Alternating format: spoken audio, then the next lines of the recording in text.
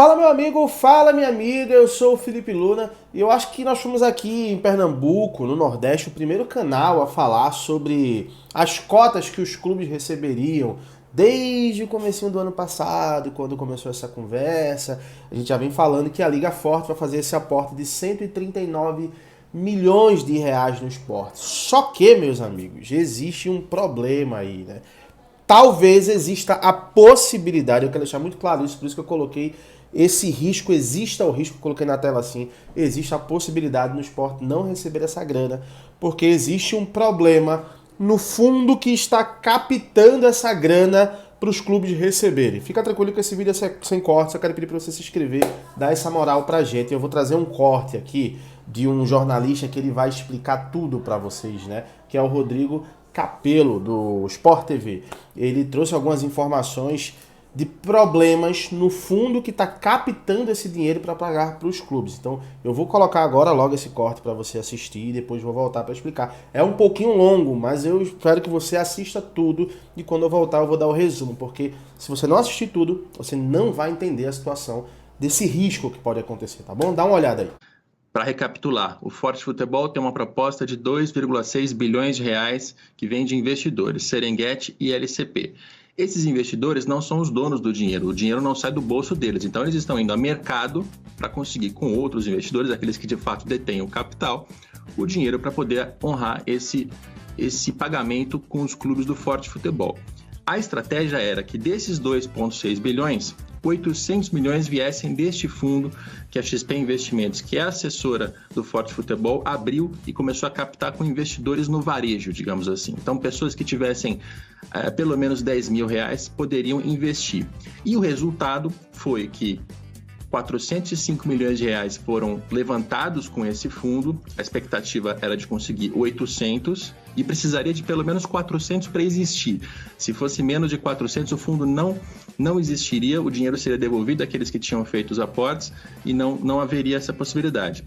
Um detalhe interessante, Barreto, e está declarado nessa arte que a gente está mostrando, é que você pega ali, né, na classe A, ou seja, de investidores que tivessem pelo menos 10 mil para investir, 7.300 pessoas arredondando fizeram esses investimentos, das quais 346 têm alguma relação com o próprio fundo, seja porque tem alguma relação com a XP ou com a LCP, enfim, tem alguma relação direta com o fundo.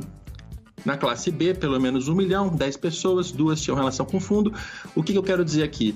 Este fundo, ele bateu na trave e entrou, tá? Mas ele poderia ter batido na trave e saído se não tivesse esse dinheiro, se não tivesse esse investimento das pessoas do próprio fundo. Então, internamente, tanto na XP quanto entre os investidores, eles entendem que foi um processo frustrante. O fundo passou, tem 405 milhões, mas foi um processo frustrante porque ficou abaixo da meta e só cumpriu a meta porque o pessoal de casa completou. Falando do pessoal de casa, tem uma pergunta que se costuma fazer no mercado financeiro, né? Que vantagem a Maria leva? Então, por exemplo, se eu tiver 10 mil reais para aplicar numa liga, né? Coisa que eu particularmente não tenho, mas enfim, vamos supor que tivesse. Jornalista, né? não tem. O que isso poderia me dar de retorno, Capello? É um investimento? É um fundo como outro qualquer? Deixa eu completar com uma e já jogo com o Capello. E aí, a XP fez muita propaganda, inclusive, desse fundo, para quem não está ligado. A XP é uma empresa que você pode investir em fundos diversos, fundos imobiliários. E aí a XP faz muita propaganda para que você invista nesse fundo do futebol, que possa envolver seu clube do coração.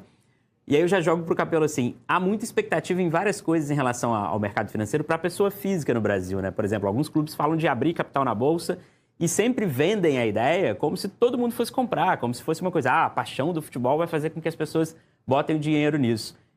Isso que aconteceu de ficar abaixo da meta e ter que ser salvo ali para o pessoal da casa, não é um demonstrativo que na hora da realidade, na hora de tirar o escorpião do bolso ali, a situação é um pouco diferente da que é vendida, Capello? Eu acho que sim, viu, Thales? A gente superestima demais o futebol no Brasil. A gente acha que é uma paixão de todo mundo e que todo mundo vai entrar por motivos emocionais e na hora H não bate. Né? Respondendo ao Barreto, o retorno que esses investidores têm é baseado nos direitos de transmissão desse bloco do Forte Futebol. Tem 26 clubes, os direitos vão ser vendidos, a gente falou bastante disso aqui na semana passada, é um processo que vai começar no lado do Forte no mês de novembro. como esses direitos vão ser vendidos, quanto eles vão gerar, 20% dos investidores. Essas pessoas que colocaram dinheiro no fundo da XP, elas vão ser remuneradas de acordo com esses direitos de transmissão. E aí, a gente dá mais um passo para trás para entender a história completa, né? Porque o que está em jogo aqui? Se esses investidores do lado do Forte Futebol prometeram 2,6 bilhões de reais, eles pretendiam pegar 800 milhões com esse fundo da XP, conseguiram 405, significa que eles vão ter que tirar esse dinheiro de outros investidores para compor, tá? Do lado do Forte, e eu falei com os dois lados, tanto da Libra quanto do Forte, do lado do Forte eles têm a confiança de que mesmo com esse resultado frustrante, neste fundo específico da XP, outros investidores terão o dinheiro e eles vão conseguir cumprir o combinado, que é de no dia 31 de outubro, terça-feira da semana que vem, assinar contrato com os clubes e começar a fazer os pagamentos. Do lado da Libra, a desconfiança e até a aposta, de certa forma, é de que o outro lado não vai ter dinheiro, de que eles estão dizendo, mas não vão conseguir cumprir essa palavra. Isso é algo que vocês vão descobrir na semana que vem. Eu digo vocês porque eu estarei de férias, então não estarei aqui para fazer essa atualização, mas saibam que essa é a pergunta mais importante do momento. Se os clubes e os investidores do Forte vão ter acesso a esses 2,6 bilhões na semana que vem. Mas isso pode mudar alguma coisa na correlação? Enfim, pode, de uma forma inesperada, causar a união das duas ligas ou não? A minha pergunta ia nessa direção, né? Porque alguns clubes que assinaram, assim, o objetivo de assinar aqueles contratos de adiantamento era um pouco para deixar todo mundo já amarrado, né? E como é que isso fica diante de um cenário em que tem metade do dinheiro esperado? É isso. Quando a gente olha para o cenário, os clubes estão há mais de um ano, os investidores também naquela, né, Barreto?